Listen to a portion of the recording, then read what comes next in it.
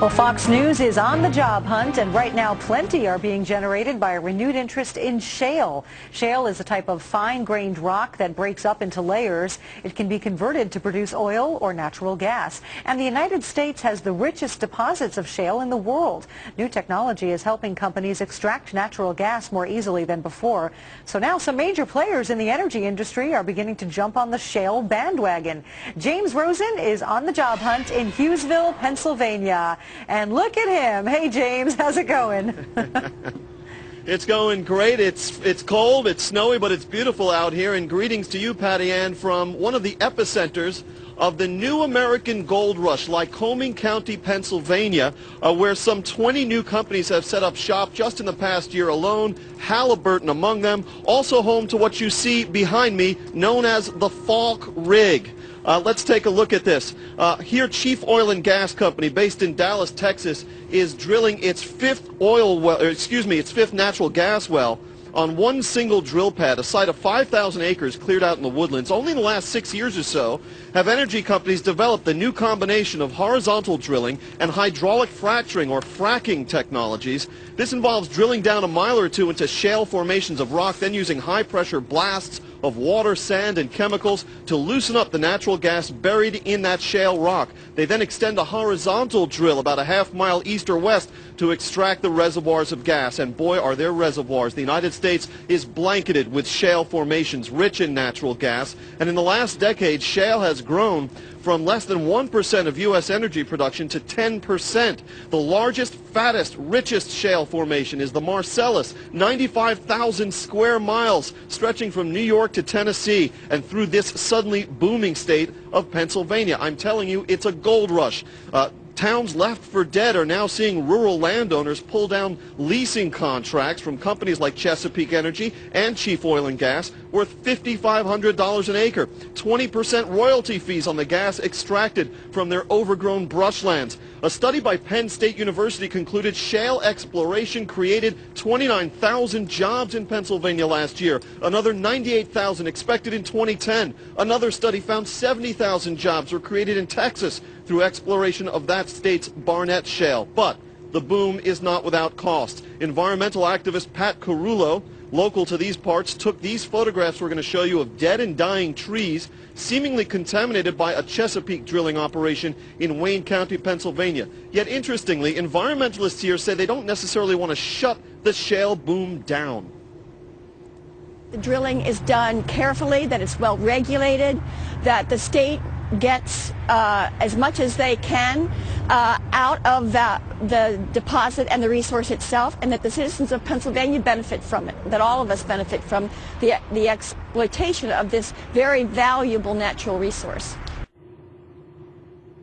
As we go through the day here on Fox News, Patty Ann, we'll show you some of the local companies, sign makers, engineers, drilling operations, all kinds of subcontractors that are now booming in business, hotels, you name it, as a result of this shale gold rush. Live in Hughesville, Pennsylvania, known hard hat, James Rosen, Fox News. Back to you. Yes, that is your reputation, James. Thank you so much for that. And for more now from our On the Job Hunt series, head over to foxnews.com. Click on the link next to the What's Hot tab, located under the search bar near the top of the screen.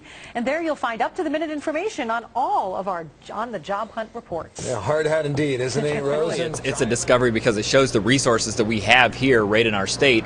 And, you know, this really is a national problem, but here in Pennsylvania, we have this large Marcellus Shale natural gas pocket that really can produce a large amount of natural gas to really help us become energy independent. I think that we definitely need to further explore drilling for the Marcellus Shale. Tonight on the Fox News Job Hunt, we find a pot of employment gold at the end of an expanding energy rainbow. Correspondent James Rosen explains. Welcome to laid-back Lycoming County, Pennsylvania, unlikely epicenter of a new American gold rush. Here, Chief Oil and Gas, a Dallas, Texas-based company, is drilling its fifth natural gas well on a single drill pad, looking to tap into the mighty Marcellus Shale, a rock formation that stretches across several eastern states. harbors huge reservoirs of untapped natural gas. Chief and its vendors are combining horizontal drilling and hydraulic fracturing, or fracking, the pumping of high-pressure blasts of water, sand, and chemicals more than a mile deep into the shale to shake loose the gas and bring it topside to a pipeline. It's going to bring a lot of jobs, just not just on this rig. You know, it requires a lot of service companies to perform the operations that we do out here. Local hotels have bounced back as 20 companies, some known worldwide, opened office space in this county last year. Indeed, a Penn State University study found shale will have created close to 130,000 jobs in Pennsylvania by the end of 2010.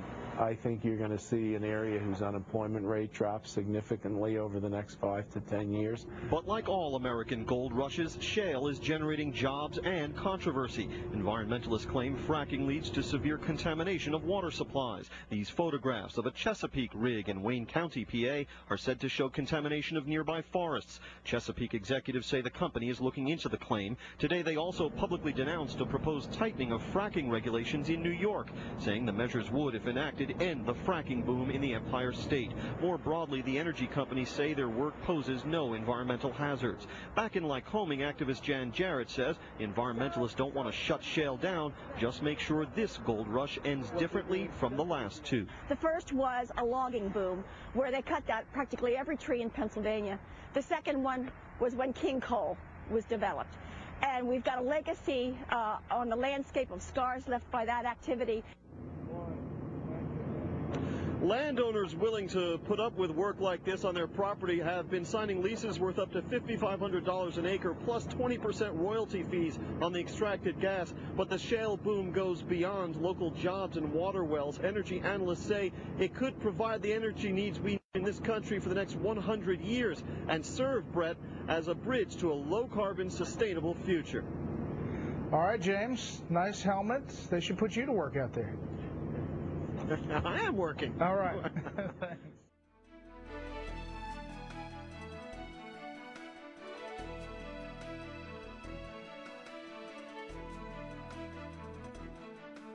Let's take a look at the horizontal drilling and stimulation processes that have made shale exploration so successful.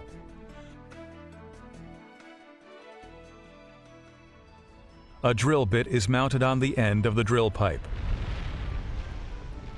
As the bit grinds away, compressed air is pumped down the drill pipe to flush rock cuttings from the hole and lift them to the surface.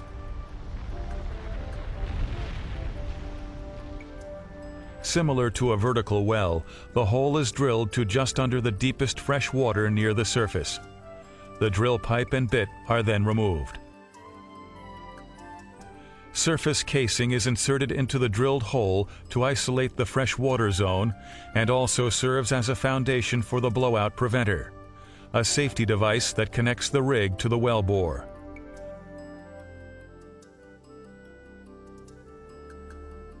Then, cement is pumped down the casing and out through the opening of the shoe at the bottom of the casing. It is then forced up between the casing and the hole, sealing off the wellbore from the fresh water. The cementing process prevents any contamination of the freshwater aquifers. The pipe and bit are lowered back down the hole to drill through the plug and cement, and continue the vertical section of the well to approximately 500 feet above the planned horizontal leg. This depth is called the kickoff point, where the curve will begin so the horizontal section can be drilled. Up to this point, the process is the same as drilling a vertical well.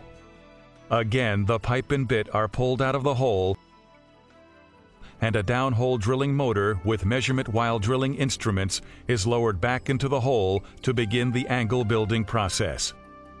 The distance to make the curve from the kickoff point to where the wellbore becomes horizontal is just under 1/4 mile. Once the curve is completed, drilling begins on the well's horizontal section, called the lateral. The pipe used to drill the well measures 30 feet in length and weighs approximately 495 pounds each. It takes over 350 pieces of pipe weighing nearly 87 tons to drill a 10,500-foot well. At various stages of drilling, the pipe is taken out of the hole for tool and bit changes and put back in.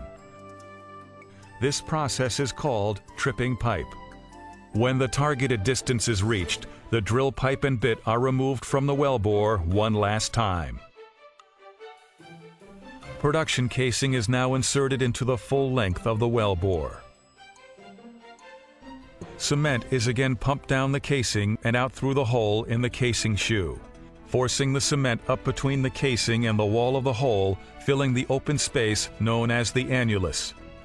Casing the well is a very important process because it permanently secures the wellbore and it prevents hydrocarbons and other fluids from seeping out into the formation as they are brought to the surface. At this point, the drilling rig is no longer needed. A temporary wellhead is installed and the location is prepared for the service crew who will perf, frack, and prepare the well for production. The first of these steps is to perf, or perforate the casing. A perforating gun is lowered by wire line into the casing to the targeted section of the horizontal leg. An electrical current is sent down the wire line to the perf gun and sets off a charge that shoots small holes through the casing and cement and out a short distance into the shale formation. The perf gun is then pulled out of the hole. Next, because the shale is tight or compressed, the well will have to be fracked. Known as hydraulic fracturing, this is a process where water, sand, and lubricants are pumped into the wellbore and down the casing under extremely high pressure. As the mixture is forced out through the perforations and into the surrounding rock, the pressure causes the shale to fracture. This creates a fairway connecting the reservoir to the well and allows the released gas to flow to the wellbore. Next, a temporary plug is placed at the heel or left side of the first stage frac. The plug closes off or isolates the perforated and fracked section of the wellbore so that the second stage section of the horizontal leg can be perforated and fracked. Tight reservoirs do not contain natural fractures and therefore cannot be produced economically without hydraulic fracturing. The permeability is increased by providing pathways through which gas can flow more easily. With advancements in technology, multi-stage fracking has become the standard for tight gas reservoirs. This process of perfing and fracking can be repeated several times to cover the entire horizontal distance of the wellbore. Once fracking is completed, the plugs are drilled out, allowing the gas to flow up the wellbore.